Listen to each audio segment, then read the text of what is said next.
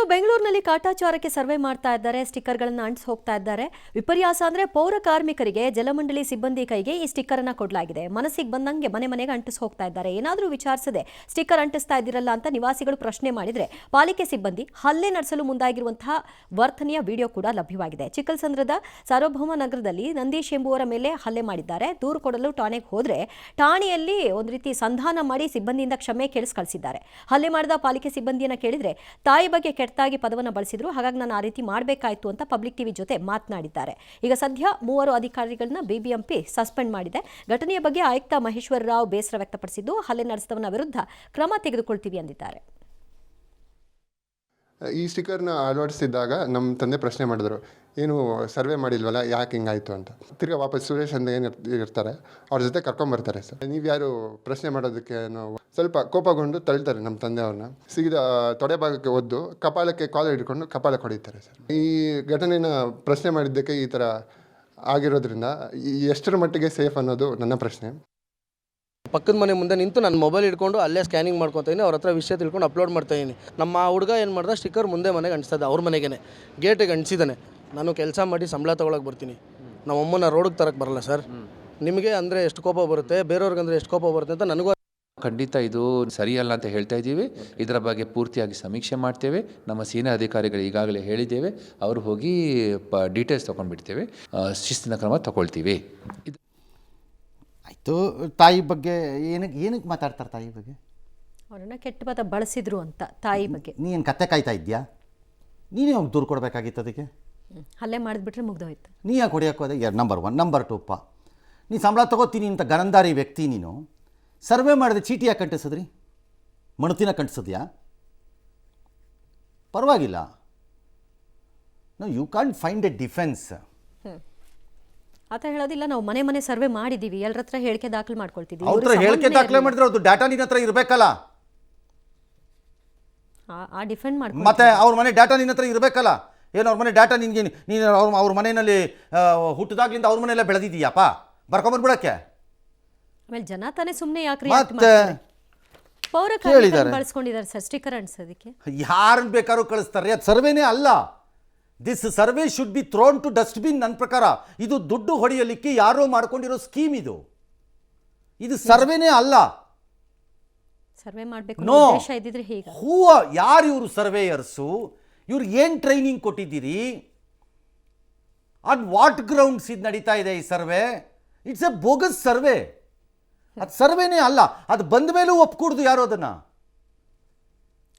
ಈಗಲ್ಲ, ಮುಂದಕ್ಕೂ ಒಪ್ಪಬಾರ್ದದ ಸರ್ವೆನ. That survey should be challenged. No, it will not be accepted ಅಂತ ಅಷ್ಟೇ.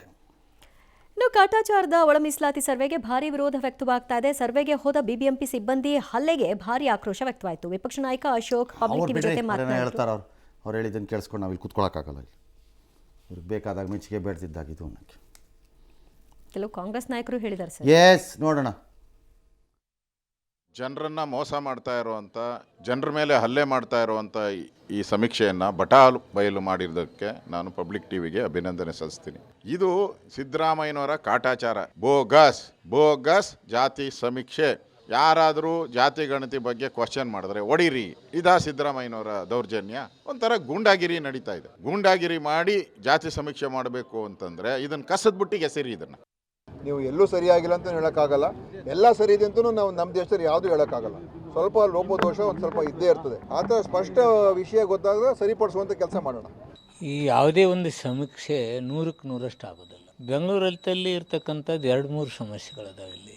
ಕಾರಣ ಏನಂದರೆ ನೌಕರಸ್ಥರು ಬಾಡಿಗೆಗೆ ಬಂದು ಹೋಗೋರು, ನೌಕರಸ್ಥರು ಇರ್ತಾರೆ ಹೋಗ್ತಾರೆ, ಯಾರೋ ಒಬ್ಬರು ಇಲ್ಲಿ ಉದ್ಯೋಗ ಮಾಡೋಕ್ಕೆ ಬರ್ತಾರೆ, ಉದ್ಯೋಗದಿಂದ ಹೋಗ್ತಾರೆ. ಇಂತಹ ಕಡೆ ಒಂದು ಸ್ವಲ್ಪ ತೊಂದರೆ ಆಗತ್ತೆ. ಬೆಂಗಳೂರಿನಲ್ಲಿ ಏನಾಗಿದೆ ಅಂದರೆ 100% ಸರ್ವೆನ ಯಾರ ಕೈಲೂ ಕೂಡ ಮಾಡೋಕ್ಕಾಗಲ್ಲ. ಆಮೇಲೆ ಯಾರ ಮನೆ ಸರ್ವೆ ಆಗಿದೆ ಅಲ್ಲಿ ಹೋಗಿ ಸ್ಟಿಕ್ಕರ್ ಹಚ್ಬೇಕು ಆಗಿದೆ ಅಂತಂದರೆ, ಅದನ್ನು ಬಿಟ್ಟರು ಸಾಮೂಹಿಕವಾಗಿ ಎಲ್ಲ ಕಡೆಗೆ ಹಚ್ಕೊಂಬಂದ್ಬಿಡ್ತಾರೆ. ಗೊಂದಲ ಸೃಷ್ಟಿ ಮಾಡಿದ್ದಾರೆ. ಸಿಬ್ಬಂದಿ ಕೊರತೆ, ಹೀಗಾಗಿ ನಿರ್ಲಕ್ಷ್ಯ ಆಗಿದೆ. ನಾನು ಅದನ್ನು ಪೂರ್ತಿಯಾಗಿ ಒಪ್ಪಲ್ಲ. ಮಾರ್ಜಿನ್ ಆಫ್ ಎರರ್ ಎಲ್ಲ ಸರ್ವೆಗೂ ಬಿಟ್ವೀನ್ 3-5% ಇರಬಹುದು. 100% ಕೊಡೋಕೆ ಮಾರ್ಜಿನ್ ಆಫ್ ಎರರ್ ಇರುತ್ತೆ, ಎಲ್ಲ ಸರ್ವೆಗೂ ಇರುತ್ತೆ ಮಾರ್ಜಿನ್ ಆಫ್ ಎರರ್ಸು. ಬಟ್ ಮಾಡೋಕ್ಕಾಗಲ್ಲ ಅಂತ ಹೇಳಬೇಡಿ. ಪ್ರಾಪರ್ಲಿ ಮನಸ್ಸು ಮಾಡಿದ್ರೆ ನಿಮಗಿರೋ 200 ವಾರ್ಡನ್ನು ಡಿವೈಡ್ ಮಾಡಿಕೊಂಡು ಕಾರ್ಪೊರೇಷನ್ ವಾರ್ಡ್ಗಳನ್ನು ಹೇಳ್ತಿರೋದು, ವಾರ್ಡ್ ವೈಸು ಅದನ್ನು ಅತ್ಯಂತ ವೈಜ್ಞಾನಿಕವಾಗಿ ಮಾಡೋಕ್ಕಾಗಲ್ಲ ಅಂತ ನಾನು ಹೇಳಕ್ಕೆ ತಯಾರಿ ಇಲ್ಲ. ಮನಸ್ಸು ಬೇಕಷ್ಟೇ. ನೋ, ಮನಸ್ಸು ಮತ್ತು ಪೂರ್ವ ತಯಾರಿ ಬೇಕು. C again question of trained staff ಇದಕ್ಕೆಲ್ಲ ಬೇಕು.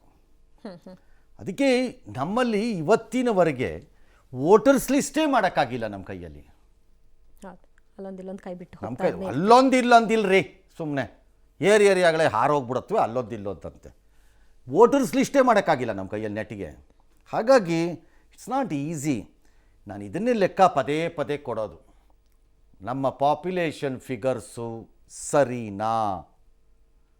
ನಾವು ಈ ದೇಶದ 140 ಕೋಟಿ ಅಂತೀವಿ, ನನಗದನ್ನು ಒಪ್ಪಲಿಕ್ಕೆ ತಯಾರಿನೇ, ಮನಸ್ಸೇ ಬರಲ್ಲ ನನಗೆ ಅದಕ್ಕೆ ಒಪ್ಪಕ್ಕದನ್ನು. ಸಾಧ್ಯ ಇಲ್ಲ ಇದು ಅನ್ಸತ್ತೆ. 160 ಮೇಲೆ ಇರಬೇಕಿದು ಅನ್ಸತ್ತೆ ನನಗೆ. ನನಗೆ 140 ಅನಿಸೋದೇ ಇಲ್ಲ. ಕರ್ನಾಟಕನೇ ತೊಗೊಳ್ಳೋಣ, 7 ಕೋಟಿ ಅಂತಾರೆ, ನನಗೆ ಅನಿಸೋದೇ ಇಲ್ಲ. ಬೆಂಗಳೂರಲ್ಲಿ ಕೇಳಿದ್ರೆ 80ರಿಂದ 1 ಕೋಟಿ ಅಂತಾರೆ. ಬೆಂಗಳೂರಲ್ಲಿ 9ರಿಂದ 1 ಕೋಟಿ ಜನ ಸಾಧ್ಯನೇ ಇಲ್ಲ. 1.5 ಕೋಟಿ ಕಡಿಮೆ ಇರೋಕ್ಕಾಗೋದೇ ಇಲ್ಲ ಅಂತ ನನ್ನ ವಾದ ಬೆಂಗಳೂರಲ್ಲಿ. ಹೆಂಗೆ ನಾವು ಲೆಕ್ಕ ಹಾಕೊಂಬಂದ್ರೂ ಅಲ್ಲಿಗೆ ಬರುತ್ತೆ ಫಿಗರು, ಅಷ್ಟೊಂದು ಆವ್ರೇಜ್ ಫಿಗರ್ಸ್. ಹೇಗೆ ಲೆಕ್ಕ ಹಾಕೊಂಬಂದ್ರೂ ಅಲ್ಲಿಗೆ ಬರುತ್ತಪ್ಪ.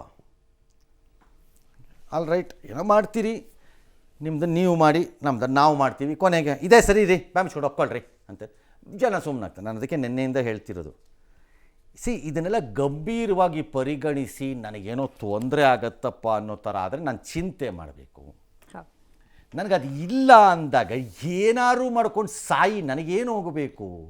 ಕೇಳಬೇಕಾದವ್ರು ಕೇಳ್ಕೊಳ್ಳಿ, ಕೇಳ್ಕೊಳ್ಳಿ, ಬೇಕಿದ್ದವ್ರು ಕೇಳ್ಕೊಳ್ಳಿ.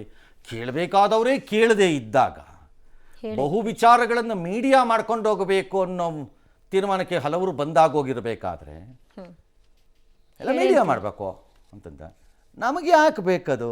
ಬೇಕಿದ್ದವ್ರು ಕೇಳ್ಕೋತಾರೆ. ಎಸ್,